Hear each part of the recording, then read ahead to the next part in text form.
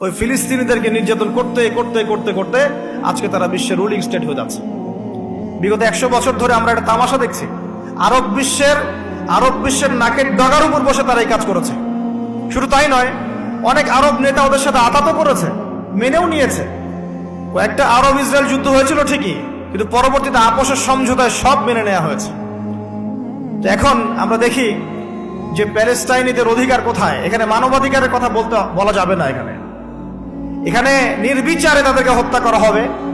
বাইতুল আকসা যেটা জেরুজালেম দখল করা হবে, কেউ কিচ্ছু বলতে পারবে না, কারণ তার পিছনে ব্যাকআপ আছে পশ্চিমা সভ্যতার। এই হচ্ছে তামাশা সারা ওয়ার্ল্ডের। তবে এটাতে আমরা অবাক হইনি, মানুষ অবাক হয়েছে, বাট আমরা অবাক হইনি এই কারণেই আমরা জানি কোরআন সুন্নাহর জ্ঞান থেকে, শেষ জামানার জ্ঞান থেকে, এদেরকে নিয়েই দাজ্জাল বিশ্ব শাসন করবে, এদেরকে নিয়েই। কিন্তু এই শাসন কি চিরস্থায়ী হবে? এই শাসন চিরস্থায়ী হবে না ইনশাআল্লাহু আযজা ওয়া জাল্লা।